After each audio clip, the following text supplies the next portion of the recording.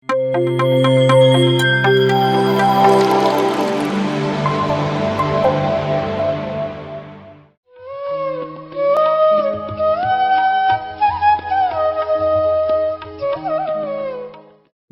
ಪತ್ರಿಜಿಯವರಿಗೆ ನಮಿಸುತ್ತಾ ಹಾಗೂ ಎಲ್ಲರಿಗೂ ನಮನಗಳನ್ನು ಸಲ್ಲಿಸುತ್ತಾ ಇಂದಿನ ಒಂದು ಮಾನವನಿಂದ ಮಾಧವ ಈ ದಿನಕ್ಕೆ ನಾವು ಇವತ್ತು ತಾಳ್ಮೆ ಮತ್ತು ಶ್ರದ್ಧೆ ಇದರ ಬಗ್ಗೆ ತಿಳ್ಕೊಳ್ಳೋ ಒಂದು ಪ್ರಯತ್ನ.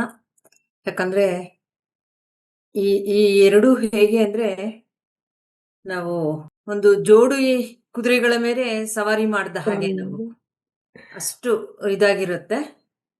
ಅಷ್ಟು ಸುಲಭದ್ದೇನಲ್ಲ.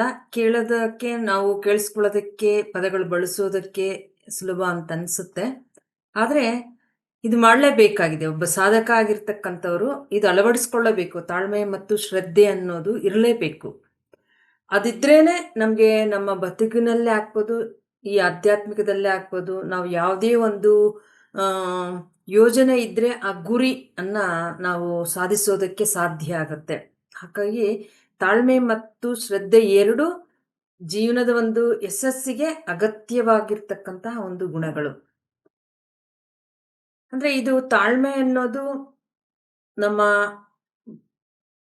ಶರೀರವತ್ ಅಂತ ಹೇಳ್ತೀವಲ್ವಾ, ದೇಹಕ್ಕೆ ಸಂಕೇತವಾದ್ರೆ, ಶ್ರದ್ಧೆ ಅನ್ನೋದು ಆತ್ಮವತ್.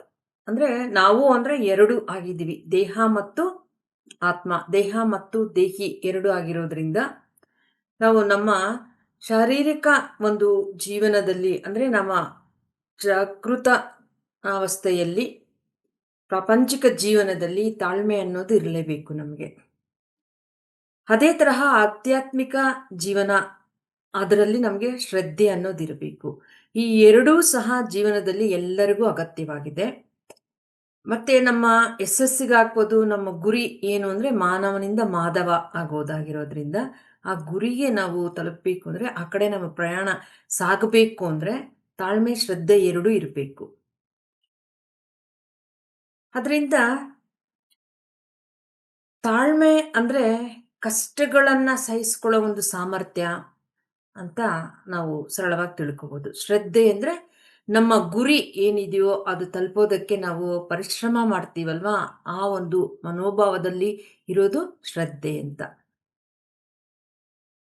ಅಂದ್ರೆ ಇಲ್ಲಿ ಕಷ್ಟಗಳು, ತಾಳ್ಮೆ ಅಂದ್ರೆ ಏನೇ ಕಷ್ಟಗಳು ಬಂದರೂ ಸಹ, ಯಾವುದೇ ಒಂದು ವಿಡಂಬನೆಗಳಾದ್ರೂ ಅಂದ್ರೆ ಡಿಲೇ ಆಗ್ತಿದೆ ಕೆಲಸಗಳು ಅಂತ ನಮ್ಮ ಜೀವನದಲ್ಲಿ ಆಗ್ತಿರುತ್ತಲ್ವಾ, ಅದೆಲ್ಲವನ್ನು ಸಹಿಸ್ಕೊಳ್ಳೋ ಸಾಮರ್ಥ್ಯ ಇರುತ್ತಲ್ಲ, ಅದು ತಾಳ್ಮೆ ಅಂತ. ಆ ಸಮಯದಲ್ಲಿ ಮನಸ್ಸು ಹೇಗಿರಬೇಕು ಅಂದ್ರೆ ಶಾಂತವಾಗಿರಬೇಕು ಅಂತ. ಮತ್ತೆ ಕೋಪ ಅನ್ನೋದು ಮಾಡ್ಕೋಬಾರದು ಅಂತ. ಮತ್ತೆ ಯಾವುದೇ ತರದ ಹತಾಸೆ ಅನ್ನೋದು ಇರಬಾರದು ನಮಗೆ. ಇದೆಲ್ಲದರಿಂದ ಏನೇ ಏರುಪೇರುಗಳಾದರೂ ಸಹ ನಮ್ಮ ಜೀವನದಲ್ಲಿ, ಈ ಎಲ್ಲದರಿಂದ ನಾವು ಜೀವನ ಶಾಂತ ಮನಸ್ಸಿನಿಂದ, ಕೋಪಗೊಳ್ಳದೆ, ಯಾವುದೇ ಹತಾಶೆ ನಿರುತ್ಸಾಹ ಆಗದಿರ, ಯಾವುದೇ ಒಂದು ಅದು ವ್ಯಕ್ತಿಗಳಿಂದ ಆಗ್ಬೋದು, ಘಟನೆಗಳಿಂದ, ಸಂಘಟನೆಗಳಿಂದ ಆದರೂ ಆಗ್ಬೋದು, ಇಲ್ಲ ನಮ್ಮಿಂದಲೇ ನಮಗೆ, ನಮ್ಮ ದೇಹದಿಂದಲೇ ನಮಗಾಗುತ್ತೆ ಕಷ್ಟ ಎಷ್ಟೋ ಬಾರಿ ನಮಗೆ. ಮತ್ತೆ ನಮ್ಮ ಜೊತೆಯಲ್ಲಿರ್ತಕ್ಕಂಥವ್ರ ಜೊತೆನೂ ನಮ್ಗಾಗುತ್ತೆ. ಮತ್ತೆ ಎಲ್ಲ ಸಮಾಜದಲ್ಲಿರ್ತಕ್ಕಂಥ ಯಾರ ಸಂಪರ್ಕದಲ್ಲಿರ್ತೀವೋ ಅವರ ಜೊತೆಯಲ್ಲೇನೂ ಇರುತ್ತೆ ನಮಗೆ. ಹಾಗಾಗಿ ಎಲ್ಲರ ಥರ ಜನಗಳು ಮತ್ತು ಏನು ನಮ್ಮ ಜೀವನದಲ್ಲಿ ಏನೆಲ್ಲ ಸನ್ನಿವೇಶಗಳು ಇರುತ್ತಲ್ಲ, ಜನರೊಂದಿಗೆ ಮತ್ತು ನಮ್ಮೊಂದಿಗೆ, ಜನರೊಂದಿಗೆ ಮತ್ತು ಈ ಒಂದು ತಾಳ್ಮೆ ಅನ್ನೋದಿರಬೇಕು. ಇರೋದು ಸನ್ನಿವೇಶಗಳೊಂದಿಗೆ ನಮಗೆ ಇದು ತಾಳ್ಮೆ ಅನ್ನೋದು, ಪೇಷನ್ಸ್ ಅನ್ನೋದು ಇರಲೇಬೇಕು. ಪೇಷನ್ಸ್ ಇಲ್ಲ ಅಂದರೆ ಏನಾಗುತ್ತೆ ಅಂದರೆ ಪೇಷಂಟ್ ಆಗ್ತೀವಿ ನಾವು. ಅದಕ್ಕಾಗಿ ಪೇಷನ್ಸ್ ಅನ್ನೋದು ಇರಬೇಕು ನಮಗೆ ಅಂತ. ಅದೇ ತರಹ ಶ್ರದ್ಧೆ ಅನ್ನೋದು ನಮಗಿರಬೇಕು. ಶ್ರದ್ಧೆ ಅಂದರೆ ನಾವು ಏನು ನಮ್ಮ ಗುರಿ ಏನಿದೆಯೋ ಅದು ಸಾಧಿಸೋದಕ್ಕೆ ನಿರಂತರವಾಗಿ ಶ್ರಮಿಸ್ತೀವಲ್ವಾ, ಅದು. ಅಂದರೆ ಯಾವುದೇ ಒಂದು ಯಶಸ್ಸನ್ನ ನಾವು ಪಡ್ಕೋಬೇಕು ಅಂದರೆ ಆ ತಾಳ್ಮೆ, ಶ್ರದ್ಧೆ ಎರಡೂ ಅವಶ್ಯಕತೆ ಇದೆ ಅಂತ. ಎರಡೂ ಮುಖ್ಯ ಅಂತ. ಗುರಿ ಕಡೆ ಪರಿಶ್ರಮ ಪಡೋದಕ್ಕೆ ಪ್ರೇರೇಪಣೆ ನೀಡುತ್ತೆ ಶ್ರದ್ಧೆ ಅನ್ನೋದು. ತಾಳ್ಮೆ ಅನ್ನೋದು ಯಾವುದೇ ಎಲ್ಲದರೊಂದಿಗೆ ನಾವು ಸಹಿಸ್ಕೊಂಡು ಹೋಗೋದಕ್ಕೆ ಅದು ನಮಗೆ ಸಹನೆ, ಸಹಕಾರ ನೀಡುತ್ತೆ. ಅದಕ್ಕೆ ನಾವೆಷ್ಟೋ ಸಲ ಅನ್ಕೊಂತೀವಿ ಕಷ್ಟಗಳೇ ಅಂತಲ್ಲ, ಯಾವುದೇ ಒಂದು ನೋವು ಅದನ್ನೇನಂತೀವಿ ನಾವು ಇಷ್ಟ ಇಲ್ಲದಿರೋದು, ತುಂಬ ಕಷ್ಟ ಆಗ್ತಿರೋದು, ಏನೋ ದುರದೃಷ್ಟ ಅಂತೀವಿ ನಾವು. ನೋಡಿ ಕಿರಿಕಿರಿ ಆಗ್ತಿದೆ ಅಂತೀವಿ. ಒಂದು ಆ ವಿಳಂಬನೆಯಿಂದ ಯಾವುದೋ ಒಂದು ನಮ್ಮ ಆರೋಗ್ಯ ಸ್ಥಿತಿ ಆಗ್ಬೋದು, ಕೆಲಸ ಕಾರ್ಯಗಳಲ್ಲಾಗ್ಬೋದು ಡಿಲೇ ಆಗ್ತಾ ಇದೆ ಅಂದ್ರೂ ಸಹ ಆ ಒಂದು ಶಾಂತತೆಯನ್ನ ಕಳ್ಕೊಂತೀವಿ. ಅದಿಷ್ಟ ಪಡೋದಿಲ್ಲ ನಾವು. ಆ ಸಂಘಟನೆಗಳನ್ನ ಇಷ್ಟ ಪಡೋದಿಲ್ಲ, ಸಹಿಸ್ಕೋಬೇಕು ಅನ್ನೋದು ಸಹ ನಮ್ಗೆ ಅನ್ಸೋದಿಲ್ಲ. ಹಾಗಾಗಿ ನಮ್ಮ ಜೀವನದಲ್ಲಿ ಪ್ರಾಪಂಚಿಕ ಜೀವನದಕ್ಕಾಗ್ಬೋದು, ಆಧ್ಯಾತ್ಮಿಕ ಜೀವನಕ್ಕೆ ಆಗ್ಬೋದು, ತಾಳ್ಮೆ, ಶ್ರದ್ಧೆ, ಪರಿಶ್ರಮ, ಆತ್ಮವಿಶ್ವಾಸ ಅನ್ನೋದು ಇದ್ರೇನೆ ನಮ್ಮ ಜೊತೆಯಲ್ಲಿ. ಅದರ ಜೊತೆ ನಾವು ಜೀವನ ಮಾಡಿದ್ರೇನೆ ನಮಗೆ ಒಂದು ಯಶಸ್ಸು ಆಗ್ಬೋದು, ಗುರಿ ಕಡೆ ಸಾಗೋದಕ್ಕೆ ಸಾಧ್ಯ ಆಗುತ್ತೆ ಅಂತ. ಇದೆಲ್ಲ ಕೇಳೋದಕ್ಕೆ ನಮ್ಗೆ ಹೌದು ಅಂತ ಅನಿಸ್ತಿರುತ್ತೆ. ಮತ್ತೆ ಎಷ್ಟೋ ಸಲ ನಮ್ಗ್ ಗೊತ್ತಿರುತ್ತೆ. ಆದ್ರೆ ಆ ಒಂದು ತಾಳ್ಮೆ ಅನ್ನೋದನ್ನ ಕಳ್ಕೊಂಡ್ಬಿಡ್ತೀವಿ ನಾವು. ಯಾವುದೇ ತರದ ತೊಂದರೆ ಆಗ್ತಿರ್ಬೋದು ನಮ್ಗೆ, ನೋವು ಆಗ್ತಿರ್ಬೋದು. ಅದನ್ನ ಆ ಅಕ್ಸೆಪ್ಟ್ ಮಾಡೋದಕ್ಕೆ ನಮ್ ಕೈಲಿ ಸಹಿಸ್ಕೊಳ್ಳೋದು ಇರ್ಲಿ, ಅದನ್ನ ಅಕ್ಸೆಪ್ಟ್ ಮಾಡೋದಕ್ಕೆ ಇಷ್ಟ ಆಗೋದಿಲ್ಲ. ಆ ಒಂದು ಸಾಮರ್ಥ್ಯವೇ ಇರೋದಿಲ್ಲ. ಅದನ್ನ ಅರ್ಥನೂ ಮಾಡ್ಕೊಂಡಿರಲ್ಲ ನಾವು. ಅದಕ್ಕಾಗಿ ನಾವು ಸ್ವಾಭಾವಿಕವಾಗಿ ಏನಾಗುತ್ತೆ ಅಂದ್ರೆ ದ್ವೇಷವನ್ನ ಬೆಳೆಸ್ಕೊಂಡ್ಬಿಡ್ತೀವಿ ನಾವು. ಈ ತರ ನಮ್ಗೆ ಯಾವ್ದು ತೊಂದರೆ ಆಗ್ತಿದೆಯೋ, ನೋವು ಆಗ್ತಿದೆಯೋ, ಇಷ್ಟ ಇಲ್ಲವೋ, ಕಷ್ಟ ಆಗ್ತಿರುತ್ತಲ್ಲ, ಆ ಒಂದು ವ್ಯಕ್ತಿಗಳ ಜೊತೆಯಲ್ಲಾಗ್ಬೋದು, ಆ ಒಂದು ಪ್ರಾಂತದ ಜೊತೆ ಆಗ್ಬೋದು, ಯಾವುದೇ ಒಂದು ನಮ್ಮ ಆಲೋಚನೆಗಳೇ ಇರ್ಬೋದು ಅಂಥದ್ದು. ಆ ಎಲ್ಲವನ್ನು ನಾವು ಇಷ್ಟಪಡೋದಿಲ್ಲ. ದ್ವೇಷ ಮಾಡ್ತೀವಿ. ಬೇರೆಯವರು ಉದ್ದೇಶಪೂರ್ವಕವಾಗಿ ನಮ್ಗೆ ಸಹ ಅನಾನುಕೂಲ ಮಾಡಿದ್ರು ಸಹ ಅಂಥ ಜನರನ್ನ ಯಾವುದೋ ಒಂದು ಜಾಗಕ್ಕೆ ಹೋಗಿರ್ತೀವಿ. ಆ ಸ್ಥಳವನ್ನು ಸಹ ಏನೋ ಇಲ್ಲಿ ನನ್ಗೆ ಸರಿ ಹೋಗ್ತಿಲ್ಲ, ಇರಿಟೇಟ್ ಆಗ್ತಿದೆ ಅಂತೀವಿ.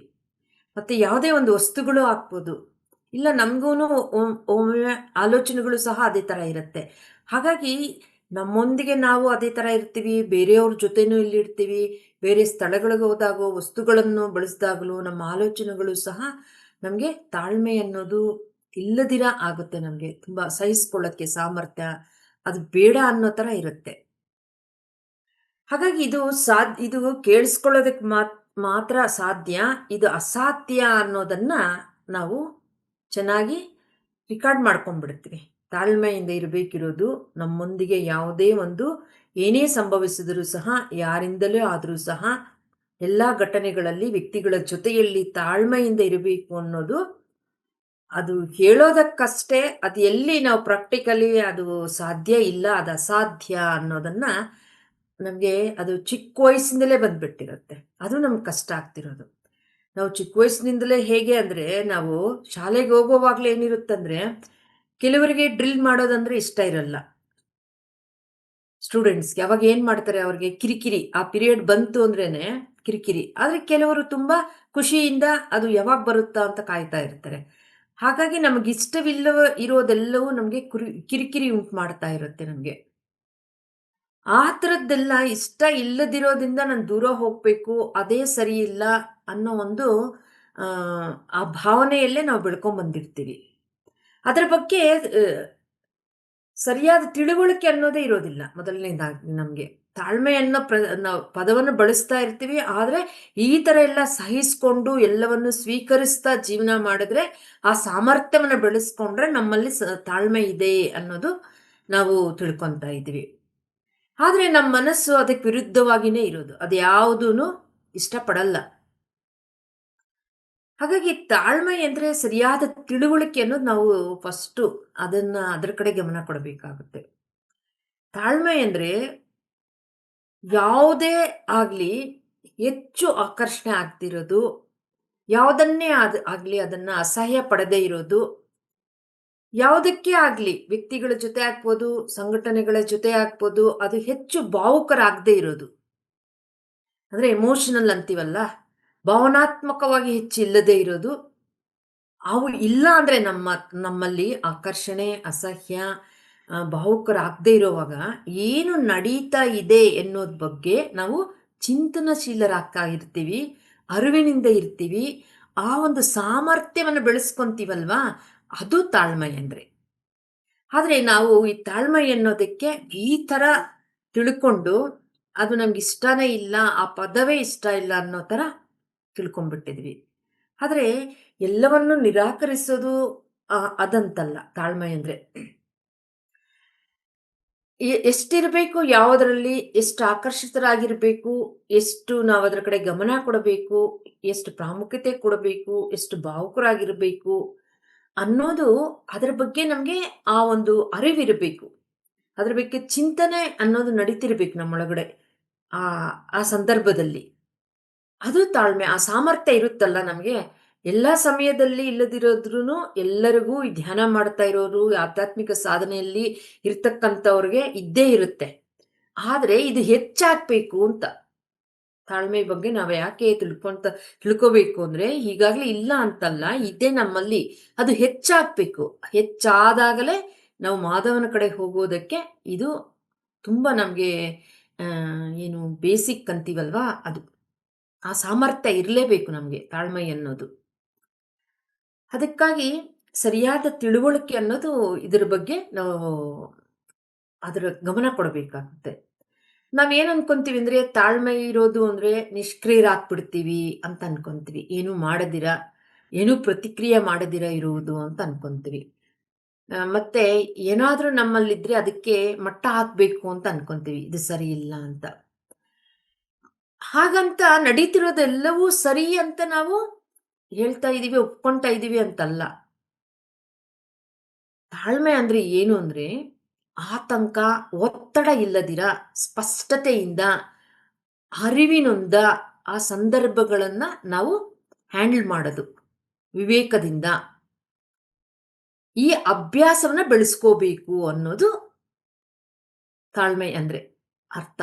ಇದನ್ನ ನಾವು ಅಭ್ಯಾಸದಿಂದ ಏನು ಅದನ್ನ ನಮ್ಗಿಷ್ಟವಿಲ್ಲದಿರೋ ವ್ಯಕ್ತಿಗಳನ್ನ ಕಷ್ಟಪಟ್ಟು ಒಪ್ಕೊಳ್ಳೋದು, ಸರಿ ಅಂತ ಅನ್ಕೊಳ್ಳೋದು, ವಿಧಿ ಇಲ್ಲ ಅಂತ ಇಷ್ಟವಿಲ್ಲ ಸಂದರ್ಭಗಳನ್ನ, ಸನ್ನಿವೇಶಗಳನ್ನ ಆ ಥರ ಸ್ವೀಕಾರ ಮಾಡೋದು, ಅದು ತಾಳ್ಮೆ ಅಂತಲ್ಲ. ಕಷ್ಟಪಟ್ಕೊಂಡು ಹೊರಗಡೆಗೆ ವಿಧಿ ಇಲ್ಲದಿರ ಇರ್ತೀವಿ, ಒಳಗಡೆ ತುಂಬ ನಮಗೆ ಅದರಿಂದ ಕಷ್ಟ, ಇರಿಟೇಷನ್, ಕಿರಿಕಿರಿ ಆಗ್ತಿರುತ್ತೆ. ಸಹಿಸ್ಕೊಳ್ಳಕ್ಕೆ ಆಗೋದಿಲ್ಲ.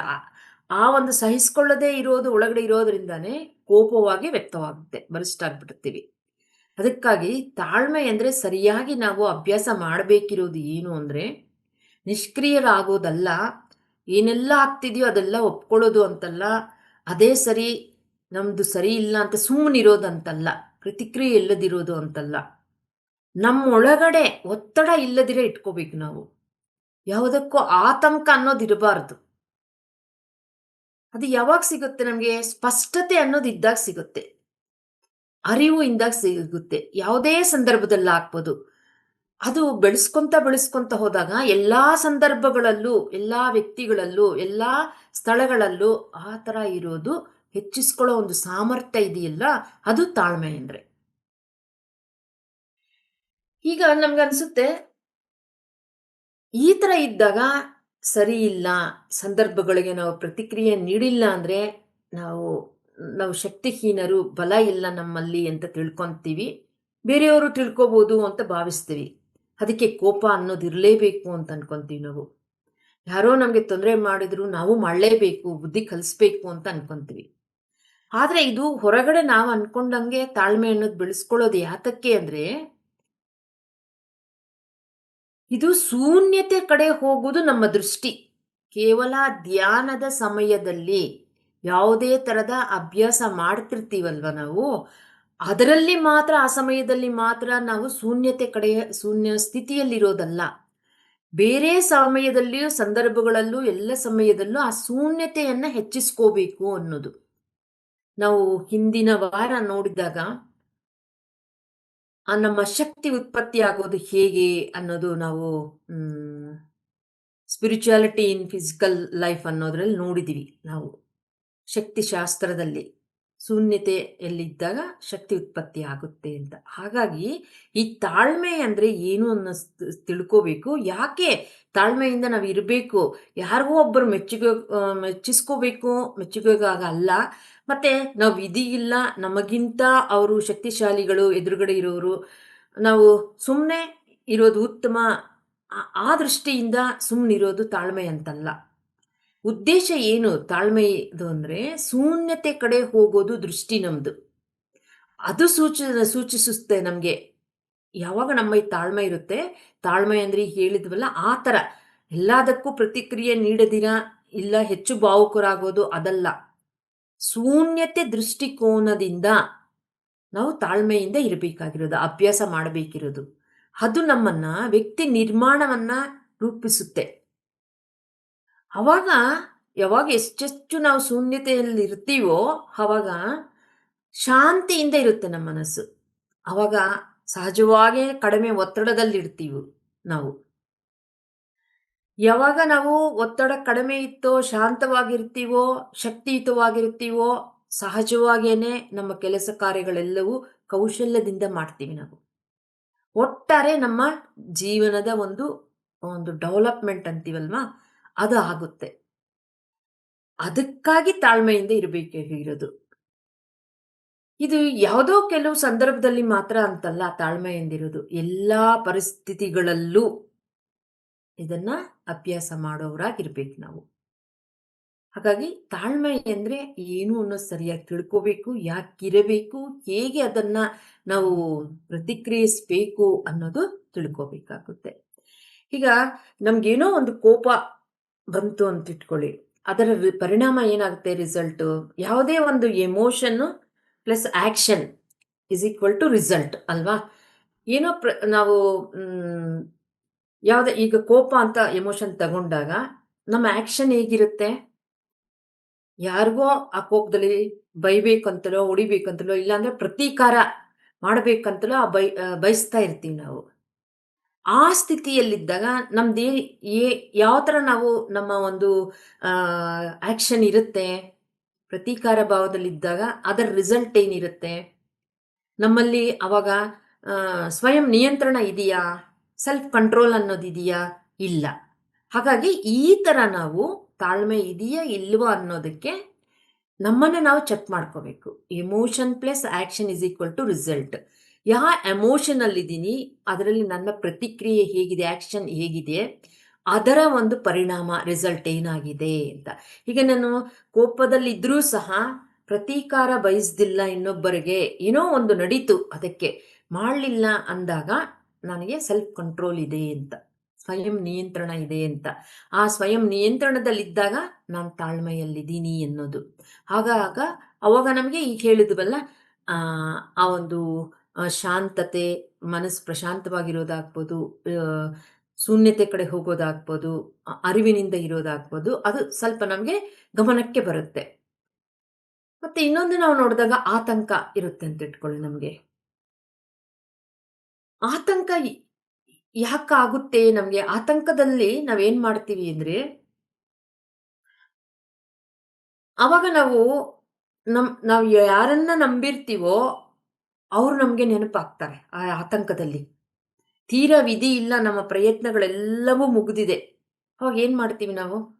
ಕಷ್ಟ ಬಂದಾಗ ವೆಂಕಟರಮಣ ಅಂತ, ರಾಮ, ಕೃಷ್ಣ ಅಂತ ಗೊತ್ತಿಲ್ದೇನೆ ಹೊರಗಡೆ ಬರುತ್ತೆ ನಮಗೆ. ಯಾರೋ ದೇವರೋ, ಇಲ್ಲ ಗುರುಗಳೋ, ಇಲ್ಲ ನಾವೇನು ಸಾಧನೆ ಮಾಡ್ತಿರ್ತೀವೋ ಅದೋ, ನಾನು ದೇಹಿ ಅನ್ನೋ ಸಾಧನೆಯಲ್ಲಿದ್ದಾಗ, ನಾನು ಆತ್ಮ ಅನ್ನೋ ಸಾಧನೆಯಲ್ಲಿದ್ದಾಗ ಆ ಕಡೆ ನಮಗೆ ಗಮನ ಹೋದರೆ ಆತಂಕದ ಸಮಯದಲ್ಲಿ, ಇಲ್ಲ ಯಾರನ್ನೋ ನಾವು ಅವರಿಂದ ಆಯಿತು, ಇವರಿಂದ ಆಯಿತು, ಇನ್ನೊಂದರಿಂದ ಆಯಿತು, ಅದು ಇದು ಕಾರಣಗಳು, ಹೊರಗಡೆ ಕಾರಣಗಳ ಕಡೆ ಇರಬಹುದು. ಅಥವಾ ಓ ಇದು ನಾವು ಏನೋ ಸಾಧನೆ ಮಾಡ್ತಿರ್ತೀವಲ್ಲ ಅದರ ಕಡೆ ಆದರೂ ಆಗ್ಬೋದು, ಇಲ್ಲ ಗುರು ಕಡೆನೂ ಆಗ್ಬೋದು, ದೇವರು ಭಗವಂತ ಆ ಕಡೆ ಹೋದಾಗ ಅವಾಗ ಅದು ಏನು ಸೂಚಿಸುತ್ತೆ ಆ ಆಕ್ಷನ್ ಅಂದ್ರೆ ನಂಬಿಕೆ ಅನ್ನೋದು ನಮಗೆ ಇದೆ ಅನ್ನೋದು. ಯಾವಾಗ ನಮ್ಮಲ್ಲಿ ನಂಬಿಕೆ ಇರುತ್ತೋ ವಿಶ್ವಾಸ ಅನ್ನೋದು ಅದರ ರಿಸಲ್ಟ್.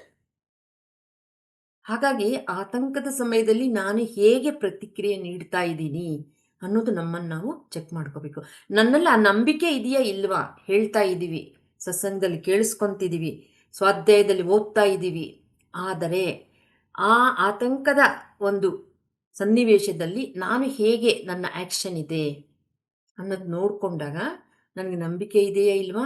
ನಂಬಿಕೆ ಇದ್ದರೆ ವಿಶ್ವಾಸ ಅನ್ನೋದು ಇದ್ದೇ ಇರುತ್ತೆ. ನಾವು ಯಾವುದನ್ನು ನಂಬಿರ್ತೀವೋ ಅದರ ಮೇಲೆ. ಯಾವಾಗ ನಮಗೆ ವಿಶ್ವಾಸ ಇಲ್ಲವೋ ಆವಾಗ ಬೇರೆ ಥರನೇ ನಮ್ಮ ವರ್ತನೆ ಇರುತ್ತೆ. ಮತ್ತು ಇನ್ನೊಂದು ಎಮೋಷನ್ ನಾವು ತಗೊಂಡಾಗ ಬೇಸರ ಆಗಿರುತ್ತೆ ಅಂತ ಇಟ್ಕೊಳ್ಳಿ, ಇಲ್ಲ ಆಯಾಸ ಆಗಿರುತ್ತೆ, ಇಲ್ಲ ತುಂಬ ದಡ್ದಿರ್ತೀವಿ ಅಂತ ಇಟ್ಕೊಳ್ಳಿ. ಆ ಸಮಯದಲ್ಲಿ ಏನು ನಾವು ಹೇಗಿರಬೇಕು ಅನ್ನೋದಾದರೆ, ಸ್ಟ್ರಾಂಗ್ ಆಗಿ ನಿಲ್ಲಬೇಕು. ಸ್ಟ್ಯಾಂಡಿಂಗ್ ಸ್ಟ್ರಾಂಗ್ ಅಂತೀವಲ್ಲ, ಆ ಥರ ಬಲವಾಗಿ ನಿಂತಿದೀವ ಇಲ್ವಾ ಅನ್ನೋದು ನೋಡ್ಕೋಬೇಕು ನಾವು. ಬಲವಾಗಿ ನಿಂತಿದ್ರೆ ನಮಗೆ ಆ ಒಂದು ಸಹಿಷ್ಣುತೆ, ಸಹನೆ, ತಾಳ್ಮೆ ಇದೆ ಅಂತ. ಇಲ್ಲ ಬೇಸರ ಆಗಿದೆ, ಈ ಬೇಸರಕ್ಕೆ ಏನೋ ಇನ್ನೊಂದು ಮತ್ತೊಂದು ಮತ್ತೆ ಹೊರಗಡೆ ಬೇರೆಯವರು ಅದು ಇದು ಕಾರಣ ಹುಡುಕ್ತಿದ್ದೀವಿ ಅಂದರೆ, ಅವಾಗ ನಮ್ಮ ಪ್ರತಿಕ್ರಿಯೆನೇ, ನಮ್ಮ ಆ್ಯಕ್ಷನ್ನೇ ಬೇರೆ ಥರ ಇರುತ್ತೆ. ಅವಾಗ ರಿಸಲ್ಟು ಅದಕ್ಕೆ ತಕ್ಕ ಹಾಗೆ ಇರುತ್ತೆ. ನಮ್ಮ ಎಮೋಷನ್ಗೆ ತಕ್ಕ ಹಾಗೆ ಆ್ಯಕ್ಷನ್ನು, ಅದ್ರ ತಕ್ಕ ಹಾಗೆ ನಮ್ಮ ರಿಸಲ್ಟು, ಅದರ ಒಂದು ಪರಿಣಾಮ ಆ ಒಂದು ಸಮಯದಲ್ಲಿ ಇರುತ್ತೆ. ಹಾಗಾಗಿ ಬೇಸರ ಸಮಯದಲ್ಲಿ ಹೇಗಿದ್ದೀನಿ, ಏನೋ ನಮಗೆ ನೋವಿದೆ ಅಂತ ಇಟ್ಕೊಳ್ಳಿ, ಏನೋ ಅನಾರೋಗ್ಯ ಇದೆ ಅಂತ ಇಟ್ಕೊಳ್ಳಿ, ಬೇಸರ ಆಗುತ್ತೆ.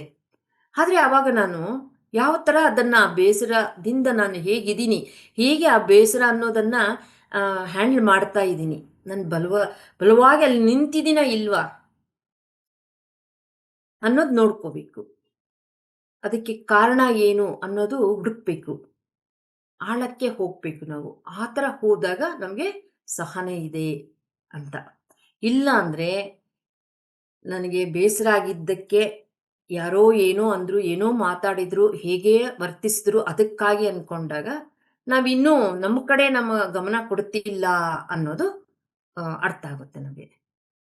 ಈ ಥರ ನಾವು ನಮ್ಮ ಗುರಿಯನ್ನು ಸಾಧಿಸಬೇಕು ಅಂದರೆ ಈ ಶ್ರದ್ಧೆ ಅನ್ನೋದಿರಬೇಕು, ಪರಿಶ್ರಮ ಅನ್ನೋದಿರಬೇಕು ನಿರಂತರವಾಗಿ. ಯಾಕಂದರೆ ನಾವು ನಿಶ್ಚಯ ಮಾಡಿಕೊಂಡೇ, ಈಗೆಲ್ಲ ನಾವು ಯಾರೆಲ್ಲ ಈ ಒಂದು ಆಧ್ಯಾತ್ಮಿಕ ಸಾಧನೆಯಲ್ಲಿ ಹೆಜ್ಜೆ ಇಟ್ಟಿದ್ದೀವಿ ಅಂದರೆ, ಇದೆಲ್ಲ ನಿಶ್ಚಯ ಮಾಡ್ಕೊಂಡ್ಬಿಟ್ಟಿದ್ದೀವಿ ನಾವು. ಆಲ್ರೆಡಿ ಡಿಟರ್ಮೈಂಡ್ ಆಗಿಬಿಟ್ಟಿದೆ ಇದು. ನಮ್ಮ ಗುರಿ ಕಡೆ ನಾವು ಹೋಗಬೇಕು ಅಂತ. ಅದು ನಿಧಾನ ಆಗ್ಬೋದು, ವೇಗವಾಗಿ ಹೋಗ್ಬೋದು, ಅದು ಬೇರೆ. ಒಟ್ಟಾರೆ ನಮ್ಮ ಗುರಿ ಕಡೆ ಸಾಗಬೇಕು. ನಾನು ಆತ್ಮ, ನಾನು ಮಾಧವ ಅನ್ನೋದನ್ನು ಆ ಕಡೆ ಹೋಗೋ ಒಂದು ಇಚ್ಛೆ ನಮ್ಮಲ್ಲಿ ಹುಟ್ಟಿದೆ. ಅದಕ್ಕೋಸ್ಕರ ನಾವು ಇದರಲ್ಲಿದ್ದೀವಿ, ಈ ಕಡೆ ಇದ್ದೀವಿ. ಆತ್ಮದ ಕಡೆ, ಆತ್ಮವತ್ ಜೀವನವನ್ನು ಮಾಡ್ತಾ ಇದ್ದೀವಿ. 100% ನಾವು ಶರೀರವತ್ ಜೀವನ ಅಲ್ಲದಿರ 50-50 ಆಗಿ ತಗೊಂಡು ಜೀವನ ಮಾಡ್ತಾ ಇದ್ದೀವಿ. ಹಾಗಾಗಿ ನಾವು ನಮ್ಮ ಒಂದು ಸ್ವಭಾವದಂತೆ, ಮೊನ್ನೆ ಯೋಗ ದಿನಾಚರಣೆಯಲ್ಲಿ ಮಣಿಶಂಕರ್ ಸಾರ್ ಅವರು ಹೇಳಿದರು, ನಾವು ಸ್ವಭಾವದಿಂದ ಸ್ವರೂಪದ ಕಡೆಗೆ ಹೋಗುವುದೇ ಮಾನವನಿಂದ ಮಾಧವ ಅನ್ನೋದು. ಸ್ವಭಾವದಲ್ಲಿದ್ದಾಗ ಮಾಧವ, ಸ್ವರೂಪದಲ್ಲಿದ್ದಾಗ ಮಾಧವ ಅನ್ನೋದು ಹೇಳಿದರು. ಹಾಗಾಗಿ ಈ ಒಂದು ಎಮೋಷನ್ಸಲ್ಲಿ ನನ್ನ ಸ್ವಭಾವ ಹೇಗಿತ್ತೋ ಹಿಂದೆ ಹಾಗೇ ಇದೆಯಾ, ಮುಂದುವರಿತಾ ಇದ್ದೀನಾ, ಇಲ್ಲ ಸ್ವಲ್ಪ ಮಟ್ಟಿಗಾದರೂ ನಾನು ಸ್ವಭಾವದ ಕಡೆ, ಇದರ ಮೂಲ ಏನು ಅನ್ನೋದ ಕಡೆ ಗಮನ ಕೊಡ್ತಾ ಇದ್ದೀನಾ ಅನ್ನೋದನ್ನು ನಾವು ಗಮನ ಹರಿಸಿ ನಮ್ಮ ಒಂದು ಈ ಶರೀರವತ್ ಜೀವನವನ್ನು ಮಾಡಬೇಕು ಅಂದರೆ ನಮಗೆ ತಾಳ್ಮೆ ಅನ್ನೋದಿರಬೇಕು, ಸಹನೆ ಅನ್ನೋದಿರಬೇಕು. ಅದಿದ್ದಾಗ ಸಾಧ್ಯ ಆಗುತ್ತೆ. ಅದರಿಂದ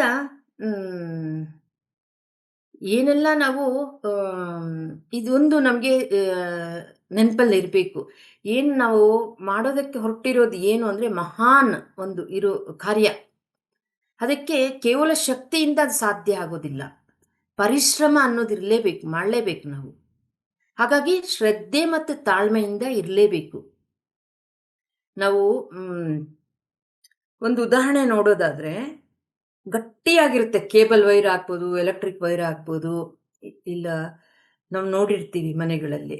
ಅಷ್ಟು ಗಟ್ಟಿ ಇರೋದನ್ನು ನಾವು ಅದನ್ನು ಚಾಕುದಲ್ಲಿ ಸಹ ಕಟ್ ಮಾಡೋಕ್ಕಾಗೋದಿಲ್ಲ. ಕೇಬಲ್ ವೈರ್ಗಳನ್ನು ಆಕ್ಸಾ ಬ್ಲೇಡ್ ಇರುತ್ತಲ್ಲ, ಅದರಲ್ಲಿ ತುಂಬ ಹೊತ್ತು ಇದು ಮಾಡಿದ್ರೇ ಆಗೋದು. ಅಂಥದನ್ನು ಇಲಿ ಆ ಕೇಬಲ್ ಇದನ್ನು ಕಚ್ಚಿರುತ್ತಲ್ವ, ವೈರನ್ನು ನೋಡಿರ್ತೀವಿ. ಅದೇನು ಒಂದಿನಕ್ಕಾಗಿರುತ್ತಾ? ಅದೆಷ್ಟು ಪರಿಶ್ರಮ ಹಾಕಿರುತ್ತೆ ಅದಕ್ಕೆ. ಅದು ಯಾವತ್ತೋ ಒಂದ್ಸತಿ ಮಾಡಿದಾಗ ಅದು ಸಾಧ್ಯ ಆಗುತ್ತಾ ಅದನ್ನು ಕಚ್ಚೋದಕ್ಕೆ, ಆ ಕೇಬಲ್ ವೈರನ್ನು? ಎಷ್ಟು ಪರಿಶ್ರಮ ಇರುತ್ತೆ ಅದರಲ್ಲಿ, ಸತತವಾಗಿ ಇರುತ್ತೆ. ಆವಾಗಲೇ ಅದು 2 ಪೀಸ್ ಆಗೋಕ್ಕೆ ಸಾಧ್ಯ. ನಾವೇ ಮಾಡೋದಕ್ಕಾಗದೇ ಇರೋದನ್ನು ಆ ಇಲಿ ಮಾಡ್ತಿದೆ ನೋಡಿ. ಅದರಲ್ಲಿ ಏನಿತ್ತು ಆ ಇಲಿಯಲ್ಲಿ ಅಲ್ವಾ? ಆ ಥರ ನಾವೂ ಸಹ ಮಾನವನಿಂದ ಮಾಧವನ ಕಡೆ ಹೋಗಬೇಕು ಅನ್ನೋದಾದರೆ ಕೇವಲ ಆಧ್ಯಾತ್ಮಿಕ ಜೀವನದಲ್ಲೇ ಅಂತಲ್ಲ, ಈ ತಾಳ್ಮೆ ಶ್ರದ್ಧೆ ಅನ್ನೋದು ಇರಬೇಕಿರೋದು ನಮ್ಮ ಆ, ದೈನಂದಿಕ ಜೀವನದಲ್ಲೂ ಸಹ ಇದಿರಲೇಬೇಕು ನಮಗೆ. ಏನಾದರೂ ನಾವು ಒಂದು ಡೆವಲಪ್ ಆಗಬೇಕು, ಪ್ರಗತಿ ಕಡೆ ಹೋಗಬೇಕು ಅನ್ನೋದಾದರೆ ಇದು ಇರಲೇಬೇಕು. ಇಲಿ ಹೇಗೆ ಮಾಡ್ತಿದೆ ಅನ್ನೋದು ಇಂಥವೆಲ್ಲ ನೋಡಿದಾಗ ನಾವು ಗಮನ ಕೊಟ್ಟು ಗಮನಿಸ್ತಾ ನೆನ್ಪಿಟ್ಕೋಬೇಕು. ಹಾಗೆ ಇಲಿ ಮಾಡೋ ಅಷ್ಟು ಇದು ಮಾಡಿದಾಗ ನಾವು ಯಾಕೆ ಮಾಡೋಕ್ಕಾಗೋದಿಲ್ಲ? ನಾವು ಆರಿಸ್ಕೊಂಡಿರೋದು. ಇಲಿ ಏನು ಆರಿಸ್ಕೊಂಡಿದೆ? ಈ ವೈರನ್ನು ನಾನು ಆ, ತುಂಡು ಮಾಡಬೇಕು ಅಂತ. ನಾವು ಆರಿಸ್ಕೊಂಡಿರೋದೇನು? ಧ್ಯಾನ ಮಾಡ್ತಿದ್ದೀವಿ, ಮತ್ತೊಂದು ಸ್ವಾಧ್ಯಾಯ ಮಾಡ್ತಿದ್ದೀವಿ, ಸತ್ಸಂಗ ಮಾಡ್ತಾ ಇದ್ದೀವಿ. ಆದರೆ ನಾವು ಆರಿಸ್ಕೊಂಡಿರೋದು ಇದೆ ಅಲ್ವಾ? ಅದಕ್ಕೆ ಅಷ್ಟು ಪರಿಶ್ರಮ ಅನ್ನೋದು ಇರಲೇಬೇಕು. ಕೇವಲ ಶ್ರಮ ಅನ್ನೋದು ಸಾಕಾಗೋದಿಲ್ಲ. ಇದು ಯಾವಾಗಲೂ ನಾವು ನೆನಪಿನಲ್ಲಿ ಇಟ್ಕೋಬೇಕಾಗುತ್ತೆ. ಇದು ಇದ್ದಾಗ ನಮಗೆ ಹಗುರ ಆಗುತ್ತೆ ನಮಗೆ. ಓ, ಈ ಪಾತ್ ಅನ್ನೋದೇ ಈ ಥರ, ಈ ಹಾದಿ ಅನ್ನೋದೇ ಈ ಥರ ಇರುತ್ತೆ ಅನ್ನೋದು ಇದ್ದಾಗ, ಏನೋ ಏರುಪೇರುಗಳು ಆದಾಗ ಕುಗ್ಗೋದಿಲ್ಲ, ಮತ್ತೆ ನಮ್ಮ ಸಾಧನೆಯನ್ನು ಬಿಡೋದಿಲ್ಲ. ಎಷ್ಟೋ ಸಲ ನಾವು ನೋಡಿರ್ತೀವಿ, ಏನೋ ಉತ್ಸಾಹದಿಂದ ಮಾಡ್ತಾ ಇರ್ತೀವಿ, ಯಾವುದೋ ಕಾರಣಕ್ಕೋ ಏನೋ, ಈಗ ನಾವು ಕೆಲವು ಉದಾಹರಣೆಗಳು ನೋಡಿದ್ದೀವಲ್ಲ, ಅದು ಏನಾದರೂ ಘಟಿಸಿದಾಗ ಸ್ಲೋ ಡೌನ್ ಆಗ್ಬಿಡ್ತೀವಿ ನಾವು. ಮತ್ತೆ ಇನ್ನೂ ಕೆಲವರು ಬಿಟ್ಟೇ ಬಿಡ್ತಾರೆ. ಹಾಗಾಗಿ ತಾಳ್ಮೆ ಅನ್ನೋದಿರಬೇಕು ಅಂತ ಅದನ್ನು ನಾವು ಆ, ಹೆಚ್ಚು ಮಾಡ್ಕೋಬೇಕು ಅನ್ನೋದು ಇವತ್ತು ನಾವು ತಿಳ್ಕೊತಾ ಇರೋದು. ಹಾಗಾಗಿ ಆ, ಅದಕ್ಕೆ ತಾಳ್ಮೆ ಕಳೆದುಕೊಂಡ್ರೆ ಯುದ್ಧದಲ್ಲಿ ಸೋತಂತೆ ಅಂತ ಮಹಾತ್ಮ ಗಾಂಧಿಯವರು ಸಹ ಹೇಳಿದ್ದಾರೆ. ಹಾಗಾಗಿ ಎಲ್ಲ ನಮ್ಮ ಹಿರಿಯರು ಮಹಾತ್ಮರು ಹೇಳಿರೋದು ಅದೇ, ಅವರು ಅಳವಡಿಸ್ಕೊಂಡಿರೋದೂ ಅದೇನೆ. ಹಾಗಾಗಿ ನಮ್ಮ ಜೀವನದಲ್ಲಿ, ಪ್ರಾಪಂಚಿಕ ಜೀವನದಲ್ಲೂ ಆಧ್ಯಾತ್ಮಿಕ ಜೀವನದಲ್ಲೂ ಸಹ ತಾಳ್ಮೆ ಅನ್ನೋದು ಇರಬೇಕು. ಮತ್ತು ಶ್ರದ್ಧೆ ಅಂದರೆ ನಾವು ಏಕಾಗ್ರತೆ ಅಂತ ಒಂದು ಅರ್ಥ. ಅಂದರೆ ಏಕಾಗ್ರತೆಯಿಂದ ನಾವೇನೇ ಮಾಡಿದ್ರು, ಕೆಲಸ ಕಾರ್ಯಗಳು, ಧ್ಯಾನ ಆಗ್ಬೋದು, ಸ್ವಾಧ್ಯಾಯ ಆಗ್ಬೋದು, ಸತ್ಸಂಗ ಆಗ್ಬೋದು, ಏನೇ ಕಲ್ತ್ಕೊಂಡ್ರೂ ಸಹ ಒಂದು ಏಕಾಗ್ರತೆಯಿಂದ ಮಾಡಿದಾಗಲೇ ನಾವು ಅದನ್ನು ಕಲಿಯೋದಕ್ಕೆ ಸಾಧ್ಯ. ಏಕಾಗ್ರತೆ ಅನ್ನೋದು ಇರಬೇಕು ಅನ್ನೋದು. ಮತ್ತೆ ಇನ್ನೊಂದು ಅರ್ಥ ಶ್ರದ್ಧೆ ಅಂದರೆ ನಂಬಿಕೆ ಅನ್ನೋದೊಂದು. ಯಾರ ಮೇಲೆ ನಂಬಿಕೆ? ನಮ್ಮ ಮೇಲೆ ನಮಗೆ ನಂಬಿಕೆ ಇರಬೇಕು, ನಮ್ಮ ಮೇಲೆ ನಮಗೆ ವಿಶ್ವಾಸ ಇರಬೇಕು. ಮತ್ತೆ ಇಲ್ಲಿ ನಮ್ಮ ಮೇಲೆ ಅಂದರೆ ಕೇವಲ ನಮ್ಮ ದೇಹದ ಮೇಲೆ ಅಂತಲ್ಲ, ಆತ್ಮದ ಮೇಲೆ ಶ್ರದ್ಧೆ. ಅಂದರೆ ಆತ್ಮಶ್ರದ್ಧೆ ಅಂತೀವಿ ಇದನ್ನು. ಶ್ರದ್ಧೆ ಅಂದರೆ ಏನು? ಏಕಾಗ್ರತೆಯನ್ನು ಬೆಳೆಸ್ಕೊಳ್ಳೋದ್ರಿಂದ ನಾವು ಕಲಿಯೋದನ್ನು ಸುಲಭವಾಗಿ ಕಲಿತೀವಿ ಅಂತ. ಅಲ್ಲಿಗೆ ಶ್ರದ್ಧಾವಾನ್ ಲಭತೆ ಜ್ಞಾನಂ ಅಂತ ಹೇಳಿದಾರಲ್ವ ಭಗವದ್ಗೀತೆಯಲ್ಲಿ. ಹಾಗಾಗಿ ಶ್ರದ್ಧೆ ಇದ್ದಾಗ ಜ್ಞಾನ ಅನ್ನೋದು ಪಡ್ಕೊತೀವಿ ಅನ್ನೋದು ಆಯಿತು. ಇಲ್ಲಿ ಮತ್ತೊಂದೇನು ಅಂದರೆ, ಶ್ರದ್ಧೆ ಅಂದರೆ ನಂಬಿಕೆ. ನಾವು ಯಾವಾಗಲೂ ಅಂಧಶ್ರದ್ಧೆಯಲ್ಲೇ ಇರ್ತೀವಿ, ಆತ್ಮಶ್ರದ್ಧೆಯಲ್ಲಿ ಇರೋದಿಲ್ಲ. ಹಾಗಾಗಿ ಆತ್ಮಶ್ರದ್ಧೆಯನ್ನು ಬೆಳೆಸ್ಕೋಬೇಕು ನಾವು ಅಂತ. ಅಂದರೆ ನಮ್ಮ ಮೇಲೆ, ಆತ್ಮಶಕ್ತಿ ಮೇಲೆ ನಂಬಿಕೆ, ವಿಶ್ವಾಸ ಅನ್ನೋದಿರಬೇಕು. ಏನೇ ಜೀವನದಲ್ಲಿ ಏರುಪೇರುಗಳಾದರೂ ಸಹ, ಏರು ಇಳಿತಗಳಾದರೂ ಸಹ, ನಮ್ಮ ನಿರೀಕ್ಷೆದಂತೆ ಆಗದಿದ್ರೂ ಸಹ ನಮಗೆ ಆತ್ಮವಿಶ್ವಾಸ, ಆತ್ಮಶ್ರದ್ಧೆ ಅನ್ನೋದಿರಬೇಕು. ಸ್ವಯಂ ನಂಬಿಕೆ ಅನ್ನೋದಿರಬೇಕು. ಆವಾಗಲೇ ನಮಗೆ ಸ್ವಂತ ಸಾಮರ್ಥ್ಯದ ಮೇಲೆ ನಮಗೆ ನಂಬಿಕೆ ಅನ್ನೋದು ಇರುತ್ತೆ. ಇಲ್ಲ, ನಾವು ವ್ಯಕ್ತಿಗಳ ಮೇಲೆ ಶ್ರದ್ಧೆ ಇಟ್ಕೊಂಡ್ರೆ ನಮ್ಮ ಗುರಿ ಏನಿದೆ, ಮಾಧವ ಆಗೋದಕ್ಕೆ, ನಾನು ಆತ್ಮ ಅಂತ ತಿಳ್ಕೊಳ್ಳೋದಕ್ಕೆ ಆಗೋದಿಲ್ಲ. ಅದು ತುಂಬ ನಿಧಾನ ಆಗುತ್ತೆ, ಅದು ಆಗದೇನೂ ಇರಬಹುದು. ಹಾಗಾಗಿ ಈ ಗುರಿಯನ್ನು ಸಾಧಿಸಬೇಕು ಅಂದರೆ ನಾವು ಧೈರ್ಯದಿಂದ ಮುಂದುವರಿಬೇಕಾಗುತ್ತೆ. ಎಷ್ಟೋ ಸವಾಲುಗಳನ್ನು ನಾವು ಎದುರಿಸ್ಬೇಕಾಗುತ್ತೆ, ಆ ಎಲ್ಲದಕ್ಕೂ ಸಿದ್ಧರಾಗಿರಬೇಕಾಗುತ್ತೆ ಅನ್ನೋದು ತಿಳ್ಕೊಂಡಿರ್ಬೇಕು ನಾವು. ನಮ್ಮ ಸ್ವಂತ ಸಾಮರ್ಥ್ಯದ ಮೇಲೆ ನಂಬಿಕೆ ಆತ್ಮಶ್ರದ್ಧೆ ಅಂದರೆ. ನಮ್ಮ ಶಕ್ತಿ ಮೇಲೆ, ನಮ್ಮ ಪ್ರತಿಭೆ ಮೇಲೆ, ನಮ್ಮ ಸಾಮರ್ಥ್ಯದ ಮೇಲೆ ನಂಬಿಕೆಯನ್ನು ಬೆಳೆಸ್ಕೋಬೇಕು. ಮತ್ತು ಗುರಿ ಸಾಧನೆ ಏನಿದೆಯೋ ಅದಕ್ಕೆ ಆ ಕಡೆ ಇರಬೇಕು ನಮ್ಮ ಪ್ರೇರಣೆ. ಅದಕ್ಕಾಗಿ ನಾವು ಸಕಾರಾತ್ಮಕ ಚಿಂತನೆಯಲ್ಲೇ ಇರಬೇಕಾಗುತ್ತೆ. ಸವಾಲುಗಳನ್ನು ಎದುರಿಸ್ಕೊಳ್ಳೋ ಧೈರ್ಯವನ್ನು ಬೆಳೆಸ್ಕೋಬೇಕಾಗುತ್ತೆ. ಈ ಥರ ನಾವೆಲ್ಲ ನೆನಪಿನಲ್ಲಿ ಇಟ್ಕೊಂಡು ಇದ್ದಾಗ ಆತ್ಮದ ಕಡೆ ಶ್ರದ್ಧೆ ಅನ್ನೋದು ಬೆಳೆಸ್ಕೊತಾ ಹೋಗಬೇಕು. ಆವಾಗ ನಾವು ಚಿಕ್ಕ ಚಿಕ್ಕ ಗುರಿಗಳನ್ನೇ ಇಟ್ಕೋಬೇಕು. ಅವಾಗ ನಾವು ದೊಡ್ಡ ದೊಡ್ಡದಾಗ ಮಾಧವ ಆಗೋದು, ಈ ದೊಡ್ಡ ಗುರಿ ಇದೆಯಲ್ಲ, ಅವಾಗ ನಮ್ಮ ಮೇಲೆ ನಮಗೆ ಆ ಒಂದು ಸಾಧಿಸೋದಕ್ಕಾಗುತ್ತೆ ಅನ್ನೋ ಒಂದು ನಂಬಿಕೆ ಹೆಚ್ಚಾಗುತ್ತೆ. ಮತ್ತೆ ಇದರಲ್ಲಿ ಎಷ್ಟೋ ತಪ್ಪುಗಳು ಆಗುತ್ತೆ. ಆ ತಪ್ಪುಗಳೆಲ್ಲವೂ ಕಲಿತಾ ಇದ್ದೀವಿ ಅಂತ ಸಹಜವಾಗಿ ತಗೋಬೇಕು ನಾವು. ಇಲ್ಲ ಅಂದ್ರೆ ಏನೋ ಅಪರಾಧ ಮನೋಭಾವವನ್ನ ಹೆಚ್ಚಿಟ್ಕೊಂಡಾಗ ಕಷ್ಟ ಆಗುತ್ತೆ. ಎಲ್ಲವೂ ಕಲಿಯೋದಕ್ಕೆ ಅನ್ನೋದು ತಿಳ್ಕೋಬೇಕು. ಮತ್ತೆ ಇನ್ನೊಬ್ಬರಿಗೆ ಹೋಲಿಕೆ ಮಾಡ್ಕೊಳಂಗಿಲ್ಲ ಈ ಆತ್ಮಶ್ರದ್ಧೆಯಲ್ಲಿ ನಾವು. ಹೀಗಾಗಿ ಇಷ್ಟೆಲ್ಲವನ್ನು ನಾವು ಗಮನ ಕೊಟ್ಟಾಗ ನಮ್ಮ ಮೇಲೆ ನಮಗೆ ನಂಬಿಕೆ, ನಮ್ಮ ಶಕ್ತಿ ಮೇಲೆ, ಸಾಮರ್ಥ್ಯದ ಕಡೆ ಗಮನವನ್ನ ಹೆಚ್ಚು ಮಾಡ್ಕೊಂತ ಹೋಗ್ಬೇಕು. ಆದರೆ ನಮ್ಮ ಜೀವನದಲ್ಲಿ ಹೇಗಿದೆ ಅಂದ್ರೆ ಆತ್ಮಶ್ರದ್ಧೆಗಿಂತ ಅಂಧಶ್ರದ್ಧೆ ಹೆಚ್ಚಿದೆ. ಅದು ಕಡಿಮೆ ಆಗ್ಬೇಕು, ಇದು ಹೆಚ್ಚಾಗ್ಬೇಕು. ಅದರ ಕಡೆ ಗಮನ ಕೊಡಬೇಕು ಶ್ರದ್ಧೆ ಅಂದ್ರೆ. ಅದಕ್ಕೆ ಡಿ.ವಿ.ಜಿ ಅವರು ಡಿ.ವಿ.ಜಿ ಅವರಲ್ಲ, ಕುವೆಂಪು ಅವರು ಒಂದು ಇದರಲ್ಲಿ ಹೇಳ್ತಾರೆ ಆತ್ಮಶ್ರದ್ಧೆದ ಬಗ್ಗೆ. ಎಷ್ಟು ದೇವರ ನೀನೆಷ್ಟು ನಂಬಿದರೇನ್, ದಿಷ್ಟು ನೀ ನಂಬಿದರೆ ನೀನು ನಿನ್ನ ನೀನು 10,000 ಜನರು ಸುತ್ತಲಿದ್ದ ಏನು ಚಿತ್ತ ಹತ್ತೇಕೆ ಯಾರು ದಡೆಯ ಕಟ್ಟುವರಯ್ಯ, ಹೆರರ ಕೊಲ್ಲಲು ಕತ್ತಿ ಪರಶು ತೋಮರಬೇಕು, ತನ್ನ ಕೊಲ್ಲಲು ಸಣ್ಣದೊಂದು ಸೂಜಿಯೇ ಸಾಕು ಅನ್ನೋ ಒಂದು ಇದರಲ್ಲಿ ಕುವೆಂಪು ಅವರು ತಿಳಿಸ್ತಾರೆ ಈ ಆತ್ಮದ ಶ್ರದ್ಧೆ ಬಗ್ಗೆ. ಅದರಿಂದ ನಾವು ಆ ಅಶ್ರದ್ಧೆ ಅನ್ನೋದಿರಬಾರದು ನಮಗೆ. ಮತ್ತು ಇದರಲ್ಲಿ ಕೊನೆಯ ಸಾಲುಗಳಲ್ಲೂ ತಿಳಿಸ್ತಾರೆ, ಶ್ರದ್ಧೆ ಇರುವುದೇ ನಾಕ, ಅಶ್ರದ್ಧೆಯೇ ನರಕ ಅನ್ನೋದು ತಿಳಿಸ್ತಾರೆ. ಶ್ರದ್ಧೆಯಿಂದ ಇದ್ದರೆ ಕೋಟಿ ದೇವರ